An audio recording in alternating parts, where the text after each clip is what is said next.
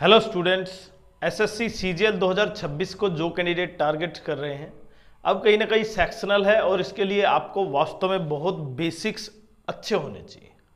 और आज हम जो स्टार्ट कर रहे हैं वो क्यूब से संबंधित है और आपने वास्तव में जो पढ़ा है उसको थोड़ा सा प्रैक्टिकल देखते हैं कि जैसे देखिए, अगर मैंने इसकी साइड को x माना है तो देखिए इसका जो फेस दिख रहा है, फेस का डायगोनल क्या होगा?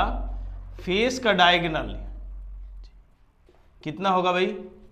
ये x है तो ये भी x, मतलब यहां पर कितना हो गया? X square plus x square का रूट। ये पाइथागोरस बन गया। पहले प्रैक्टिकल करेंगे फिर डायरेक्ट सोल्व करेंगे। तो ये हो गया मेरे पास 2x स्क्वायर का अंडर रूट, मतलब मेरे पास हो गया अंडर रूट 2x। क्लियर? और जब मैं यहां पर लॉन्गेस्ट पोल की बात करता हूं, मतलब एक कॉर्नर से दूसरे कॉर्नर पर बात करता हूं, तो वहां पर वो वैल्यू कैसे निकाल पाएंगे आप? देखें, मेरे पास ये जो लेंथ है ये है अभी x, ठीक है, और ये जो लेंथ है ना, क्योंकि मुझे निकालना है वो लेंथ लॉन्गेस्ट, उसका फॉर्मूला आपको पता है डायरेक्टली क्या होता है? Under root 3x। मतलब अगर साइड x है तो आपके लिए लॉन्गेस्ट पोल की साइड कितनी होगी? Under root 3x। तो रेशियो क्या हो गया? पहले तो रेशियो चेक करें। आपका रेशियो हुआ कौन सा? अगर फेस का डायगोनल और लॉन्गेस्ट पोल का रेशियो पूछा जाता है तो अंडर रूट 2 अंडर रूट 3, ये रहा हमारे पास इसका रेशियो। वो कैसे आएगा ये भी आपको पता है, लेकिन मैं एक बेसिक सी समझे आप। अब अगर मैं इस फेस को, मतलब एक क्यूब को डायगोनली, फेस के डायगोनली दो पार्ट में डिवाइड कर देता हूं इस तरह से, तो मेरे पास जो एक पार्ट बचेगा, ये जो पार्ट होगा शेडेड, मतलब फर्स्ट पार्ट, मैं इसको ऐसे लिख सकता हूं इस तरह से। ये ट्राइंगल बेस प्रिज्म कह सकते हैं आप इसको, या आप किसी तरह भी सोल्व कर सकते हैं, लेकिन इसका एरिया कैसा होगा या एरिया क्या होगा? तो देखिए, जब टोटल था तो मैंने इसका हाफ किया। टोटल का सरफेस एरिया होता है 6 इंटू साइड स्क्वायर, और जब मैंने यहां पर इसका हाफ किया तो इसका मतलब जो पार्ट इसमें दिखाई दे रहा है आपको, एक, दूसरा ये दूसरा पार्ट, और ये जो पीछे का तीसरा पार्ट, ये तीनों कंबाइन करके कितना दिखाएंगे? 3x square. लेकिन इसमें एक्स्ट्रा कौन सा पार्ट आया? ये पार्ट आया जो आपने यहां पर जो इसको स्लाइस किया। अब इस पार्ट का एरिया क्या होगा? तो आपको ध्यान से समझना है, यहां पर ये डायगोनली वो नहीं है, ये डायगोनल फेस का डायगोनल है, और फेस का डायगोनल की वैल्यू क्या आती है? Root 2x। तो अब मेरे पास ये जो रेक्टेंगल होगी इस तरह की, उसकी लेंथ होगी रूट 2x, और ब्रेथ कितनी होगी भाई इसकी? x। भाई सेम टू सेम ही तो है मेरे पास, यही इसकी क्या है? ब्रेथ है। अब यहां पर आप सिंपल सी चीज देखें, जब मुझे लेंथ और ब्रेथ चाहिए, मतलब area of rectangle length into breadth, तो मेरे पास बचेगा रूट 2x इंटू एक्स, मतलब रूट 2x स्क्वायर। और टोटल एरिया कितना है इसका? 3x square plus root 2x square, मतलब 3 plus root 2 into x square. तो ये आपके पास साइड में, अगर मैंने दो पार्ट किए तब। अब अगर मैं इसमें से 4 पार्ट कर देता हूं इसके, तब इसका एरिया क्या होगा? 4 पार्ट का अर्थ है कि ये जो पार्ट है हमारे पास क्यूब, इसका हमने इस तरह से, ये क्यूब था, इसका हमने 4 पार्ट इस तरह से कर दिए, मतलब ये पार्ट का एरिया निकालना है मुझे, एक पार्ट का, और एक पार्ट का एरिया क्या होगा वो आपको बताना है। तो देखिए सिंपल सी ट्रिक यहां पर, क्योंकि 4 पार्ट है इसमें, आपने टोटल के 4 पार्ट किए, तो जो जो आपके सामने दिखाई दे रहा है 1 2 उधर का, और ये थर्ड, मतलब फर्स्ट पार्ट, सेकेंड पार्ट इसका, और एक थर्ड पार्ट, इनका एरिया क्या होगा? टोटल का जो एरिया है, अब टोटल का एरिया कितना है? टोटल का एरिया है 6 इंटू एक्स स्क्वायर, उसको किससे डिवाइड कर दें? 4 से डिवाइड कर दे तो मेरे पास 1 का एरिया आ गया, मतलब 3x² अपॉन 2। ये एक पार्ट का एरिया है, लेकिन इसमें कौन सा शामिल नहीं है, ये जो सरफेस है वो शामिल नहीं है, उधर का भी ऐसा ही, और दोनों क्या है, ये रेक्टेंगल है।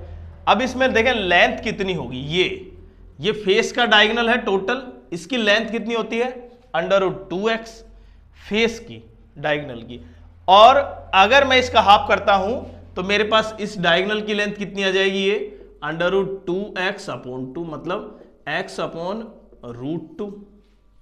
अब मेरे पास ये लेंथ आ चुकी इसकी, और ब्रेथ कितनी होगी, वही x, क्योंकि लेंथ तो वही, साइड तो वही है, तो मेरे पास इसका एरिया कितना होगा, क्योंकि 2 पार्ट है, एक ये है एक इधर का है, तो टोटल पार्ट कितने हो गए 2, मतलब 2 इंटू लेंथ की वैल्यू कितनी होगी मेरे पास x/√2, और ब्रेथ की वैल्यू कितनी है x, मतलब आपके पास हो गया 2 इंटू x² अपॉन √2, और इसको लिख सकते हैं √2x²।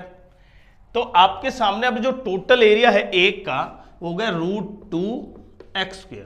इसमें से कॉमन ले सकते हैं आप x² इंटू 3/2 प्लस √2, इसका सॉल्यूशन कर सकते हैं। तो ये रहा हमारे पास, अगर मैं इसको स्लाइस करता हूं 2 पार्ट में या 4 पार्ट में तो इसका एरिया ये रहेगा, और आपके लिए बहुत इंपॉर्टेंट है, क्योंकि CGL 2026 में आपको अगर सफलता पाना है तो आपके बेसिक्स बहुत अच्छे होने चाहिए।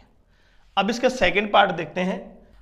अब हम एरिया से संबंधित क्वेश्चन करते हैं कि एरिया में क्या चेंजेस आएगा अगर साइड में चेंजेस आते हैं। देखिए, अगर मेरे पास इसका टोटल सरफेस एरिया है वो क्या होता है 6 इंटू साइड स्क्वायर, और लेटरल सरफेस एरिया है वो होता है 4 इंटू साइड स्क्वायर। अब आपको याद करने की जरूरत नहीं है, उसको बार बार सोल्व करने की जरूरत नहीं है, समय तभी बचेगा।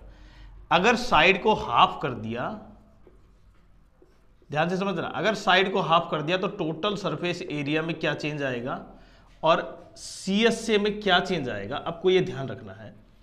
अगर साइड पहले x थी, अब कितनी हो जाएगी 6, मतलब 6x² था टोटल, हाफ करने के बाद उसका चेंज हो जाएगा total surface area 6 into x/2 का स्क्वायर, मतलब पहले तो 6x² था, अब कितना हो गया 6x²/4,